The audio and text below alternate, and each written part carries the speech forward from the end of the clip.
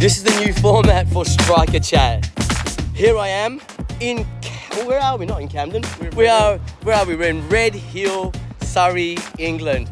There's my local pub and I'm with Joe Turner, probably the #1 content Muay Thai creator in England himself. How are you, son? I'm alright, thank you, man. Very good. Mate, thank you for those nice words. Oh, mate, beautiful words. An awful lot, that does. But brother, okay, what we're going to do, nice little intro here. We're going to go walk down to the town centre.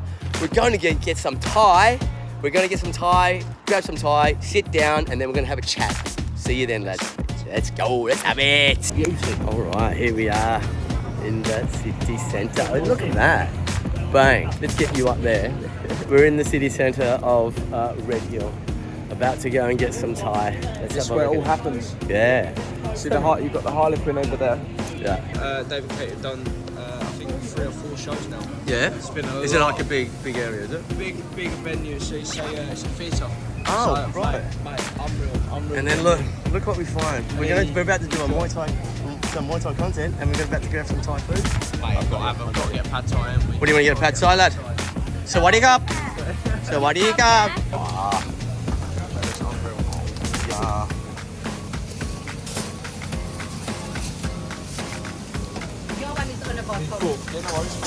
No, spicy. I really fun.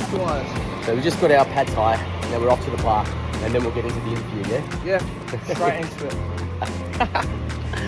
it. I love walking and talking. We'll feed and a chat with my good mate, Joe Turner. How are you? You having a good little pad Thai there? Went to get some pad Thai? I'm better now, I've got some food in me, mate. Yeah? Anyone that knows me knows I am obsessed with food. Like, but no, honestly, no. When I first you're on a diet. You're saying I'm on a diet. I'm gonna lose weight. You're good. I fell over onto the pad Thai. Accidentally. It was an accident. I swear. You know what's missing though? Lemon. Yeah. The lime. Yeah. The lime. I noticed actually. Yeah, you've got the peanuts. Got everything else. So mate, we're eating Thai food and we're going to talk Muay Thai. So what's your Muay, let's start with your Muay Thai story, bro. How'd you get into Muay Thai? How'd you discover Muay Thai? I started training 13 years ago. 13 years How ago. old are you now, man? 24 now. Where did you, I mean, obviously the culture here in England is massive.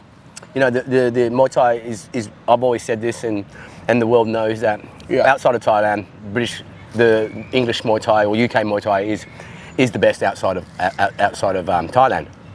So was it a thing when you were growing up, Muay Thai? I didn't have a clue what it was. Really? Didn't have a clue. Didn't know what Muay Thai was. There was a gym down the road, everyone knows it in the UK Thai scene, Shin Kick Muay Thai, coached by Jesse Saunders, 1 championship official, he's a referee. He's such a great coach, I've got a great relationship with him now. Actually the best ref. Yeah, he was, yep. he was literally, I'm not even joking, about 5-minute walk from my house. Yeah? And I think my cousin was training there at the time. I was 11 years old, I was in my last year of primary school, so I was 11.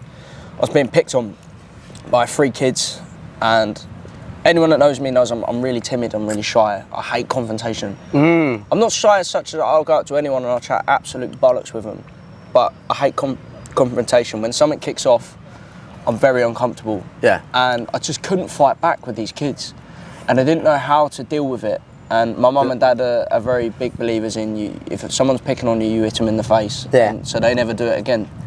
And they kind of took me to Shin Kick as part of the kids class, and I absolutely hated it. Absolutely hated it. Luckily, one of my best friends still now, Cam Jameson, he was training with me, and just made it fun.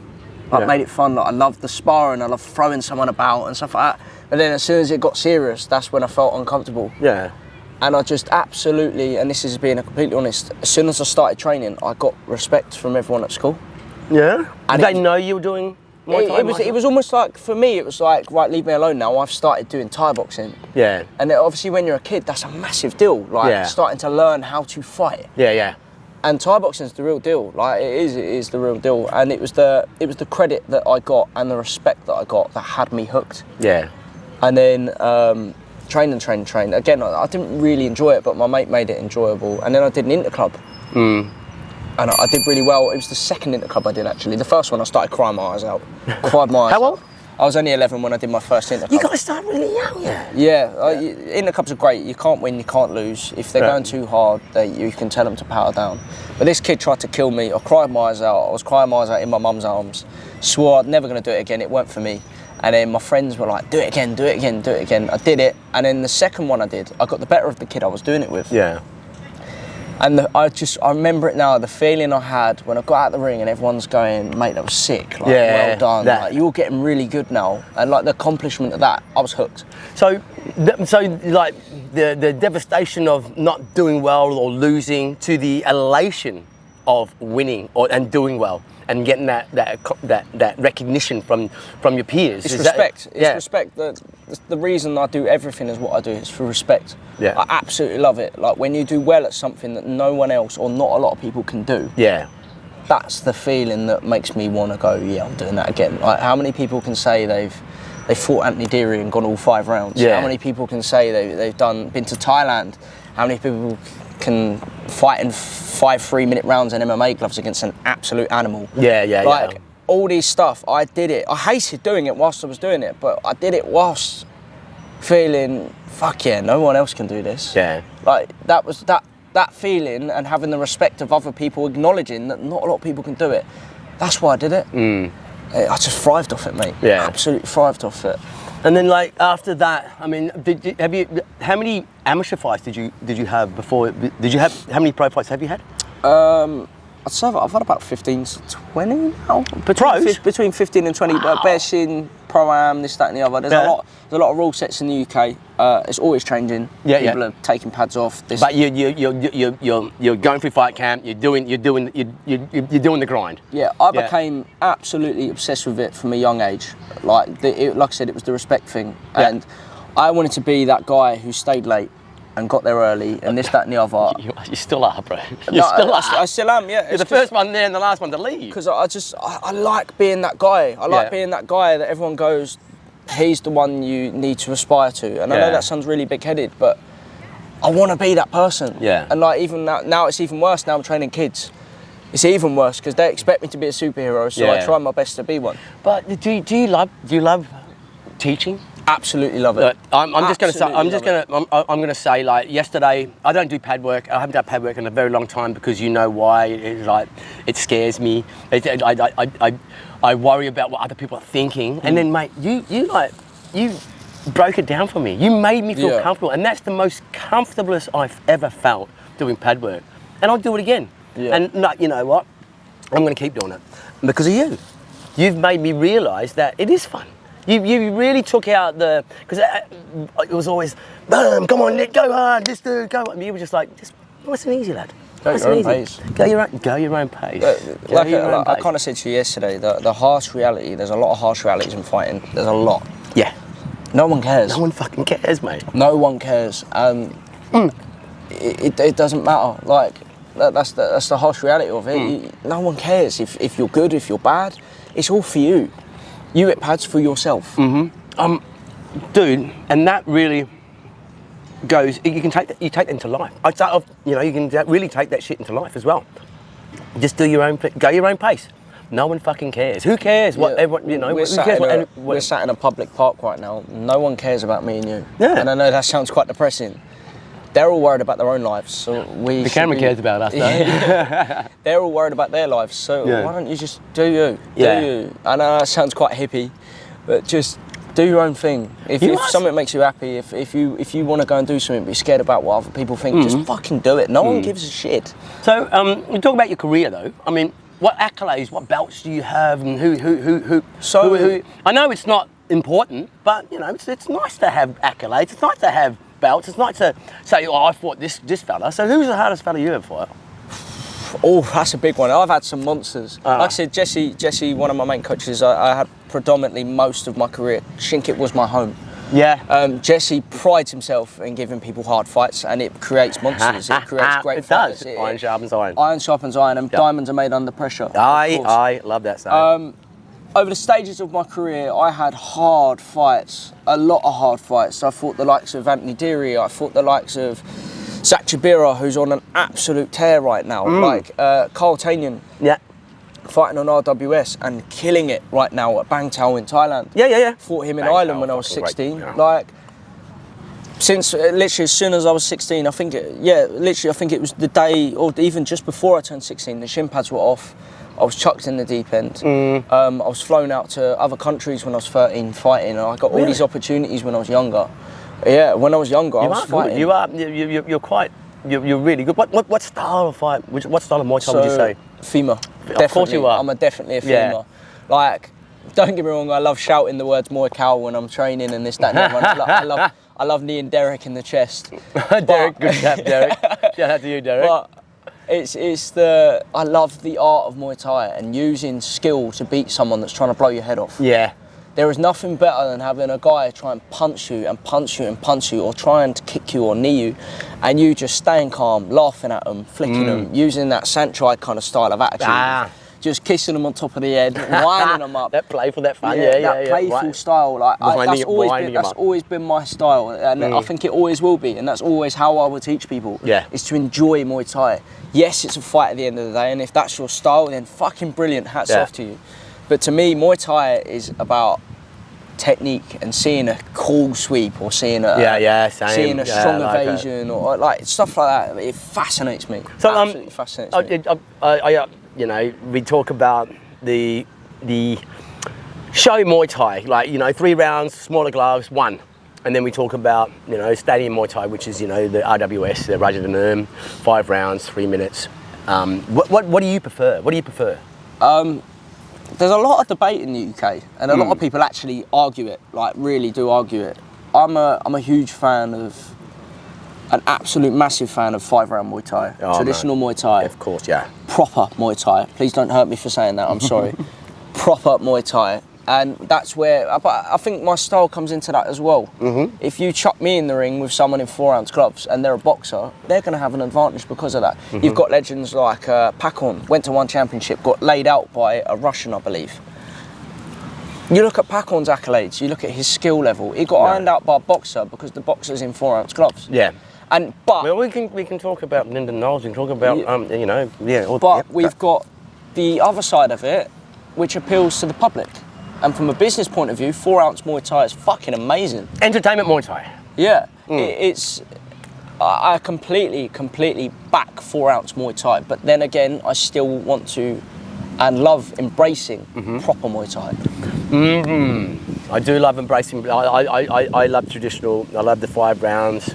It unfolds like a good test match. Yeah, like but then again, trying to explain it to a member of public, and trying to explain the rule set and the scoring system and the why aren't they doing anything in round 1 to someone that don't know the sport without studying it for weeks and weeks and weeks. It's very hard to get that out there. And a common analogy was said to me was, say for example, my dad, for example. My dad's not a sporty guy. Loves a pint, this, that, and the other.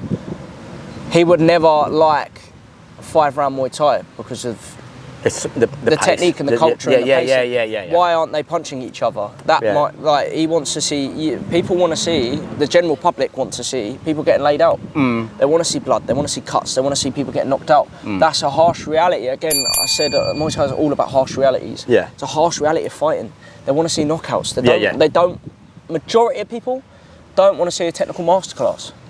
They don't, unless you can appreciate someone's technique.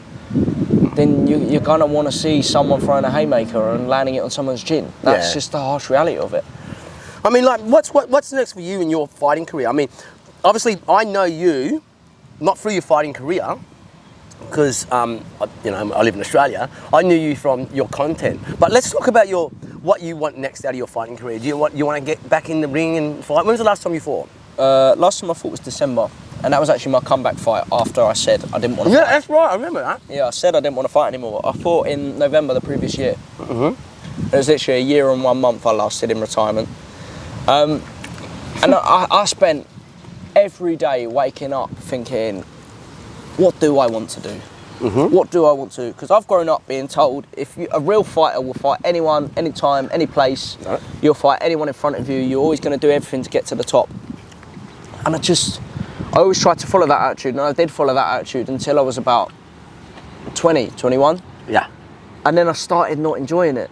And when I was younger, like I said, I had that fire in me to be a respectable person in the UK Thai scene, someone that someone would look at and go, he knows what he's doing. Yeah. And I had that fire to be the early one and the late one, and every session was 100% all the time, and Muay Thai, I was obsessed with it. And I think as I started Muay-Thai-Hub, and as I started doing it, going to shows and this, that and the other, and people started knowing me anyway for what I was doing, for being on the mic. I was still doing the interview, but I weren't the winner of the fight. I was the guy doing the interview. And I almost had more attention from doing that than I was fighting. You did. You got me. Yeah, well, like I said, you didn't even know I was a fighter. No. So it was, and that, I think, since I started doing that, it just made me realise, like, it's just for me anymore. And then, time and time again, and then I realised I don't want to be the best, because that's not my main goal. So what? So it's a different drive now for you to fight, yeah? It's a different drive. What is it? What is it then? I'll be quite happy. I genuinely would. I'll be quite happy fighting someone that's a good, fair fight once a year, when I feel like it. Do you like the challenge of just testing yourself? I like the challenge. It's getting yourself superhuman fit. It's losing the weight. I don't want to be the champion of the world. I am very, very happy training champions. Yeah. And fighting once a year, having a fucking really tough fight, getting myself really good, fit, strong, this, that and the other, and just sharpening up my skills and giving myself a fucking hard test once a year. Yep. And it's taken me a long time to realise that, a really long time to realise what I wanted out of my fighting, because I haven't got what most people have. Yep. Most people, when you go to them, I want to get to 1, I want to get to RWS. I couldn't think of anything worse than coming up against an absolute killer that's willing to batter anyone in his way to get to the top. I don't want to do that. Yeah. I want to have a really nice Muay Thai fight once a year, have a war, challenge myself, that'll do me. Work on the Muay Thai Hub, work on Payback TV, work on all the other hubs I've got, the MMA Hub, Kickboxing Hub, the Boxing Hub. Whoa. We were talking about that. Yeah, well, I work on with them things. I've got my own shit to deal with. I can't fight full time. Yeah. There's no way I can fight full time, teach, run Payback, help Jeremy with Ronin, help at the gym, help do the adult classes, the kids classes, do my PTs as well, just for the cash and this, that and the other. There's no way I can do it all and fight full time. So that's what you're doing now, isn't it? Like, what does your day look like now as a Muay Thai content creator, trainer, fucking fighter, the whole thing. Like, so I've spent the last couple of days with you. I know what it's. I know what you do. So today is Thursday. So let's give you my typical Thursday. So my typical Thursday, I would get up very, very early doors. I know your early doors is very different to my early doors. You get up well early. That's ridiculous. I get up about 7 in the morning, do content for Payback TV for about an hour, hour and a half, then straight to the gym. I've got to train Georgia for an hour, active A-class fighter, incredible fighter, one of our own, Georgia Heaven. She fights actively. We work on her bits and bobs, work on things which she needs to work on. Then I go to Georgia's house. She does physio on me for an hour, because Georgia is an incredible physio. So there's no money. There's no money exchanged. It's just it's like barter. You give her training, and she gives you physio. Yeah. Yeah, but that is a physio because all week I'm holding pads for the fighters and the trainers. I'm a relentless pad holder, dude. And when I hold pads, I like to get really stuck in. I'm not a lazy pad holder. I like to get stuck in, but my poor shoulders, they do take a hit. So Georgia helps me out with that. She fixes me. And then straight after that, I normally train myself, but in this case, I'm sat in a park eating pad thai with you. It's great. Because I forced him to do it. I said, we're going to have the interview, we're going to get some food. He goes, no, we're not going to do it. And then you text me straight back, you go, okay. Yeah, and then, go.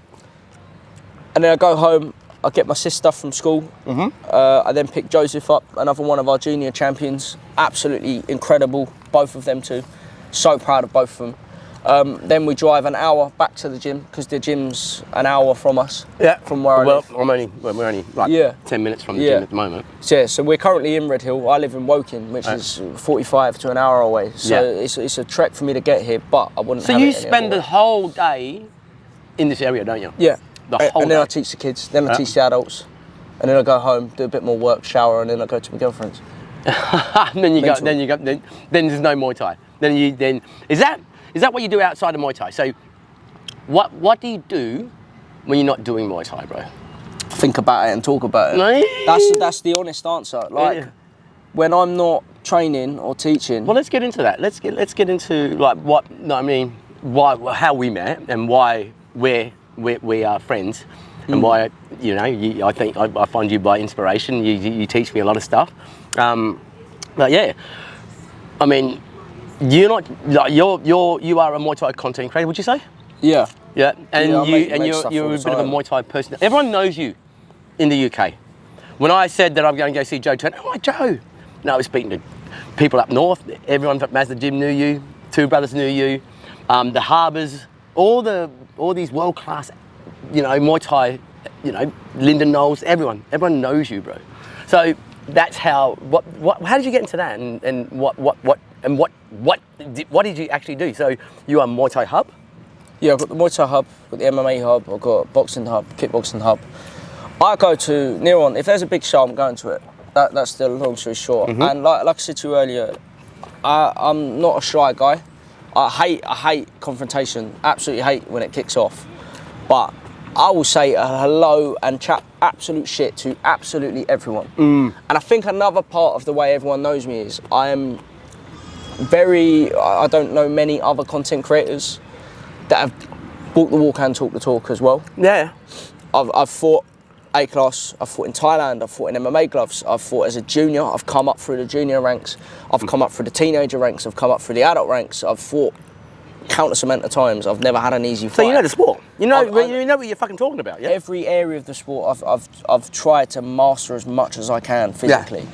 And I think a lot of people respect me for that as well. And as like when I started Muay-Thai-Hub, I was going to these shows, I was doing it for fuck all. I was spending my own money, and I loved it, man. I got to talk to these people, and like I was saying to you the other day, you get the post-fight interviews with people, and when you get to actually talk to someone whilst they got all them endorphins going through their body, you create a little bond with them, and it's like an immediate friendship. And then on the side of that, obviously I help with the matching for Ronin, Payback TV as well. You create bonds with these people, like, it sounds really hippie again, but you share special moments with them, you've got a friend. And if you're not a dick to most people, they're not going to be a dick to you back. You shake hands, you say hello, you're positive to them, they'll be positive to you. Yeah. You get the occasional person that's maybe having a bad day, but we're all human. So it's like, Muay Thai is your full-time job? The fight scenes, because like you said, you got MMA Hub, Boxing Hub, Yeah, I was going to show. Like, basically, the reason why I did that. You did go to boxing shows as well, yeah? I started going to boxing shows, but then it was like I realised that you can have more than one account. Yeah. So how many? I'll put them all up on there. Yeah. I realised you could have more than one account, and then I was thinking. I think at the time I was going to CFS, Combat Fight Series, and Combat Fight Series were having boxing, K1, and Thai. So I thought, well, it feels weird putting K1 or boxing on the Muay Thai Hub.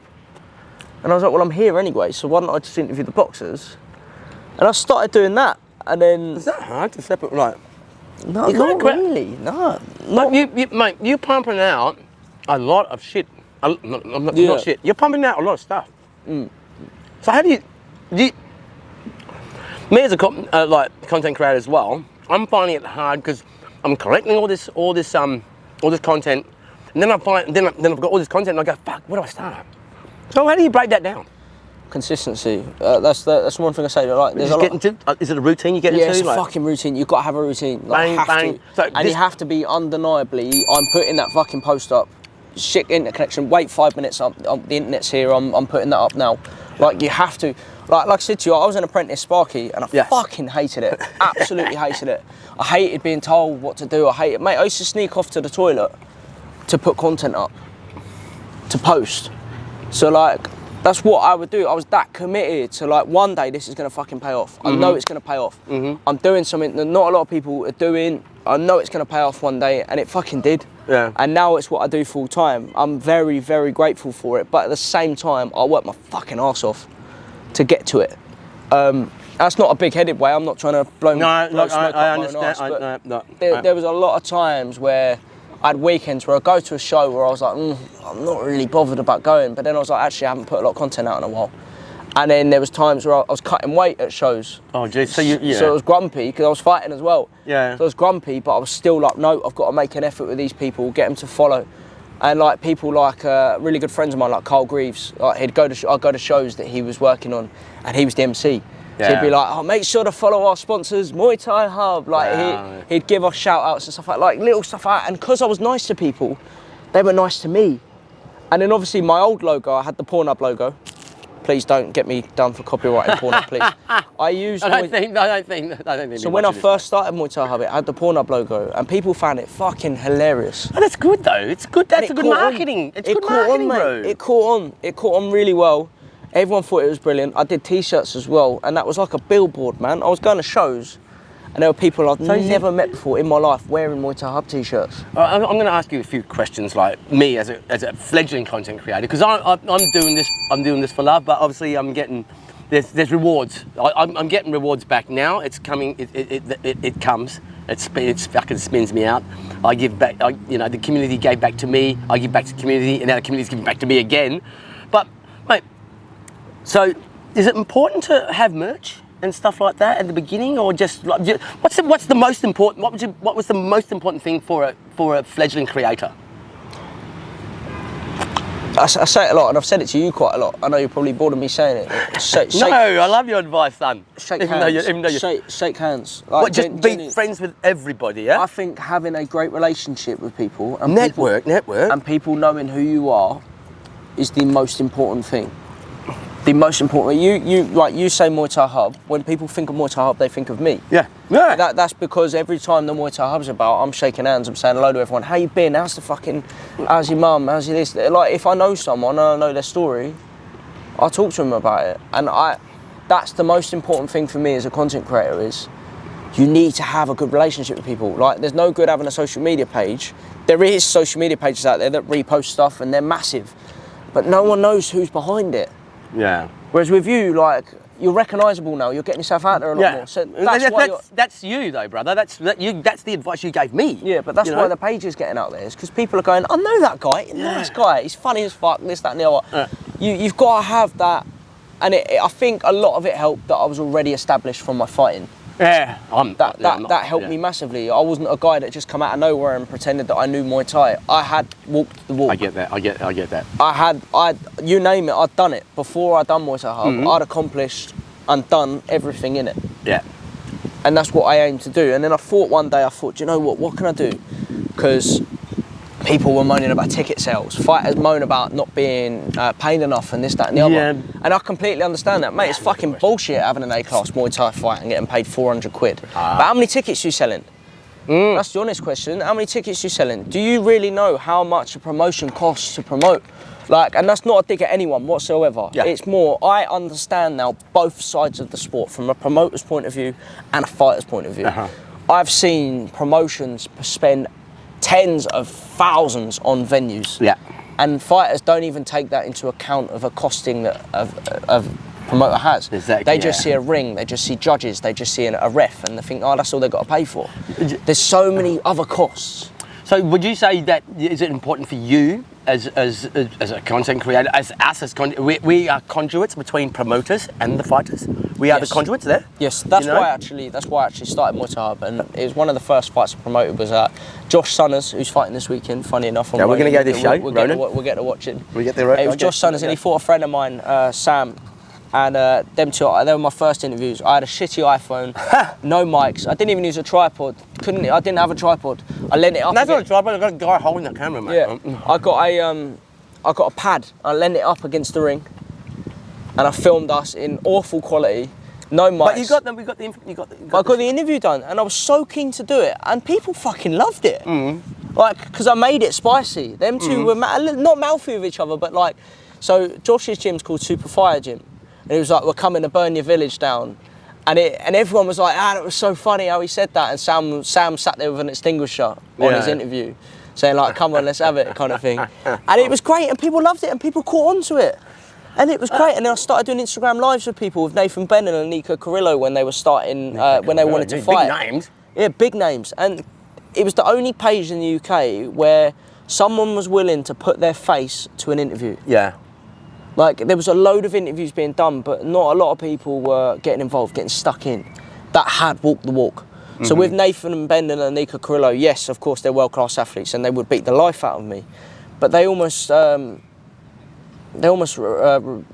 trying to think of, they almost understand me a lot more because I've been where they've been. Yeah. I've been in that ring, I've fought A-class, I've been to Thailand, I've done the weight cuts, I've done disgusting weight cuts, to be fair. Like, I think that's what helped me so much. I'd walk the walk and I'd talk the talk. And then these guys would talk to me and they already knew me from my fighting, so it eased the interviews so much easier. Yeah, look, I'll talk about my personal introduction to this Muay Thai career. No one knew who the fuck I was, because I didn't do Muay Thai. I was in the Muay Thai. Like, the only reason why people know who I am, because of the people I knew and the people I grew up with. Blair Smith. So Blair Smith, absolute legend. Yeah, Blair Smith, Toby Smith's father. He got me into like the big promoters in over east, like Sai Naji from Rebellion. So he introduced me to him. So then I became friends with Sai. So everyone knew me as Sai's friend, so Muay Thai, but no one knew me as a fighter. When I went back home to Perth, no one knew who the fuck I was. It's like all of a sudden I was everywhere, every fight show going, and then but people kind of went, "Who the fuck is this guy?" type of thing, and I felt that, and I still. And people are going, "You're not a fighter, but you're doing that." But then they realise that I do it for the love of the sport. I do it for the love of the people. But you talking about going for the weight cuts, having a fight, being in the ring, getting smashed, whatever, doing all that sort of stuff. You know what? That's inspired me to actually wanting to fight. Right then, I'm going to have a fight, guys. Right here, I'm going to have a fight, and he's going to be my coach. Nah, I'll find a coach, but I will have a fight. But anyway, sorry. It's not about me. It's about we're talking about you. But yeah, we'll go back. Yeah, it's just one of those things. So yeah, is it important? Is it important for a Muay Thai content creator to? It's harder. It's fucking harder not to have that experience and that knowledge and also, you guys you know what you're talking about. Yeah. So that's why I don't like. I don't like interviewing fighters because I don't know. You know what I mean? I think, I wouldn't say you have to fight. You never have to fight. You can do a lot in this sport and never have a fight. There's actually some of the best coaches in the world in the UK that have never had a fight. No, it's all about what you can bring to the table and what you can relate to. You've trained Muay Thai, you've hit pads. You could talk to a fighter about how hitting pads can be fucking hard when you get to the last round. That's an instant relatable subject. And I've watched millions and millions of fucking fights. So I think I'm pretty much educated in the sport, but I've never fucking fought. So, but you can relate to someone about your training. Yeah. So there's something. If you came over to interview me, and of course I'd be nice to you, and you'd never fought, never trained, never even turned up to a Muay Thai gym. What the fuck am I talking to you about Muay Thai for? You don't know what you're talking about. So you don't even know what you need to ask me. Wow, that's how most people will see it. So I did immerse myself pretty much in the focus. Yeah, but that's what I mean. I give you full credit because, mate, you've got stuck in. You jumped straight in with both feet. Yeah. Like, it's not like you just dip your toe in. You've quite clearly dedicated yourself to the sport. Yeah, I did. So that automatically gains you instant respect. I've got to give myself a bit more gratitude.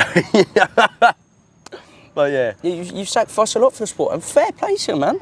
Thanks, man. Fair play. Appreciate that. Really do appreciate that. But what is next what's next for Joe Turner? What's next? We got Ronin this weekend. Yeah. I'm excited about that. It's going to be my first UK show. Yeah, there's been a lot behind the scenes going on. Obviously. So you do a lot for Ronin? Yeah. So Ronin. It's a big fight show. I mean, like you got people like my good mate Lyndon Knoll. He's a Ronin champion. Is he the reigning Ronin or just? Yeah. I don't think he ever got stripped, but he won it. He won it a long time ago. Mate, what a bloke! What a legend of the UK Thai scene. Ronin basically was at its peak I'd say around, please don't hate me for saying this, Jeremy, in case I say it wrong. I'd say around 10 years ago. And then Jeremy's father got ill. So Jeremy stopped promoting completely. And then by the time his father had recovered, got back to where he was, and in full health, Jeremy started promoting again, but he'd skipped a whole generation of fighters and coaches, like literally, quite literally. And he almost had to restart the brand so that instead of just chucking money at things, people would actually respect the show. Know the officials were good, know that Jeremy would look after him, know that this, that. So he started in a little hall called Oak Ridge Hall. It's an absolute legendary hall now because of the some of the fights it's had. It's a really small community centre hall, right? Nothing special whatsoever. But he made it something good. And every fight show started upping it a bit more, then went into bare shin fights, then went into B-Cot. And then with B-Cot on, he had started getting like loads more better fighters on the card and just upped it every time. He's now got to a point where he's managed to grow Ronin to be very fucking reputable, like a really good reputation. And it's now just growing that brand, growing Payback, growing the gym, growing my pages. Like there's so much shit going on. So Payback, let's talk about Payback. So Payback is a live streaming platform. Yes, for combat sport itself, yes, boxing, kickboxing, MMA, you name Muay it, Thai. you name it, we suit that. Yep. Pay-per-views, action replays, commentary. Obviously, how's it work? Like, how much do you pay and what goes on there? So that's all individual to what package the actual promoter is after. Are they after a basic package? Are they after something quite complex, such as like replays? More cameras. So obviously, every camera you've got something called a static camera, which is something you just set up. And that's just there. Or you've got a manned camera. You need to pay someone to sit at that camera to zoom it in, to follow the fighters, this, that, and the other. And you need a director as well. All of that costs money. So it depends completely on what the promoter's after. But you name it, we tailor to absolutely everyone. And we have any fight show that wants to come on board, we allow all of those guys.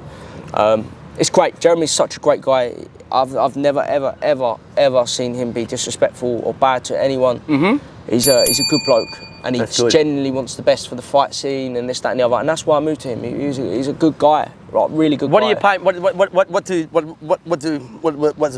What does a punter pay for a monthly? Is it a subscription? Monthly? So we've got two choices here. So say for example, Ronin Fight Show this weekend. Yeah, mate. You can watch that absolutely free if you were a member of Payback TV. Yeah. I believe it's $7.99 a month. That's £7.99. Yeah. Which is a bit different Australian. Yeah. Did exchange rate. That allows you to watch this show, the show we've just had, the show we've got for the rest of the month, and all the interviews. So basically, so all the shows that you've had over the years, you can go back in the they've got a catalogue, yeah? Oh, fuck massive catalogue. Or if you don't want to do that, don't want a monthly subscription, you can pay $9.99 pay-per-view. It's just straight up $9.99 straight up for the one show. You watch the show, the full show. You get it for the Saturday, Sunday. I think maybe even Monday. I'm not too sure. Yeah. All right. And then that's it. Yeah. You get to watch it the morning after. This, that, and the other. That's the straight £10. Yeah.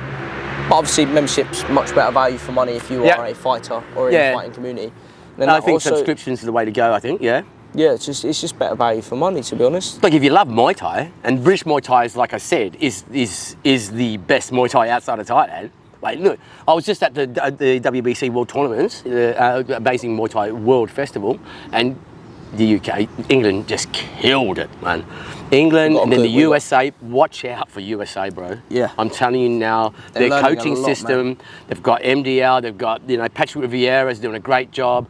Brett Hebertek is doing a great job there on the East Coast, and Patrick on the West Coast, and Crew Rich in Hawaii. So, mate, they come second and then we come third. I mean, look, we are lucky enough geographically that we can just jump in a plane and go to Thailand, and we bring Thai, man, everywhere. Every Muay Thai gym in Australia has a Thai coach. A Thai coach. Like, it don't happen a lot in England. Like there's a gym in Perth called Calsoc. The knee elbow. It's a great gym. Darren Kurovic owns it. Kong Thailand fights out of there. Shannon Gardner fights out of there. 2 world champions. They've produced 2 world champions.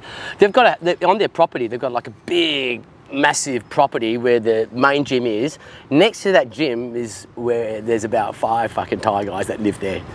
And when you walk into that gym in Forestdale, it's like going to Thailand. It's so fun. The bloody Thai music's playing. So yeah, we're lucky enough to have that. That's a dream come true for most gym owners. Yeah, in England. You can't really do that here, can you? That's an absolute dream. Imagine having a gym where the actual owner of the gym don't have to hold pads. You can pay people to hold pads for the class. Oh, mate, that would be insane. Like, I can tell you that from what I've seen. Most gym owners in the UK, that's their dream. Yeah. To have Thais over to do that and the other. So mate, Aussie Muay Thai is sick. Yeah, it is. All you guys can fight as well. Yeah, but I think the junior program that you have here in the UK is second to none. You've got the Ali Harbour, Alfie Pontings. They had 50 fights before they even had the professional. Josh Hill came up from the juniors. Joe Ryan, Carl Ryan. We'll be here all day. Mark, we can rattle off world-class athletes, and they come through that English junior system. Yep. So there's got to be something. It is important to have that foundation. Yeah, they all fought in a body shield with no head contact and big gloves. Yeah. They all done that. It's mad. It's levels, mate, levels. It's mad. And now they're all smashing each other up at the world stage. So cool. So next for you is, I think, we want to get you over to Australia. We might get 100%. You want to get to Australia? 100%. We were talking about a national series, baby. Yeah. England and Australia. So any sponsors that want to sponsor some England fighters flying over to Australia, or Australian fighters flying over to England. That would be absolutely mental. Starting me to come over and chat some shit with everyone. Yeah, starting with Payback TV, maybe having a bit of a Ashes Muay Thai series. That'd be fucking great, mate. Mate, imagine that. Imagine if I'm coming over Payback TV in Australia. Me and you, bro. Showing, yeah, mate. Showing the world-class filming. It's earning promoters money as well, because depending on the deal, some of the money goes back to the promoters. It takes away the costings of their show. I'm not being funny. If you can make your shows cheaper, then why the fuck not? Yeah. We got it, mate. Get Payback TV on, mate, and then make them bigger, and then be able to get them on board, mate. You've got the corner clips, you've got the interviews, you've got the clips that I film. Yeah, I'm a workhorse. On fight day, I'm a workhorse. I make sure everything's I'll be watching you, mate. I'll be watching you on Saturday night. Be in awe. Be learning lessons from you. Mate, once again, dude, thank you very much for inviting me down to where you live. This beautiful town of Red Hill, but you live in Woking. But mate, down there. It's a beautiful, lovely, beautiful English village. There's Muay Thai, there's killers, 21st century. What a great gym. We've got some killers. Again, like you said, our junior program. Yeah. All of our good teenagers were good juniors. Yeah. And they're going to be incredible. Mate, I was at the sparring last night, mate, and yeah, there's some good little fighters there you got, mate. Very, very good. Mate, once again, cheers. Thank you very much for the interview. Thank you very much for letting me come, mate.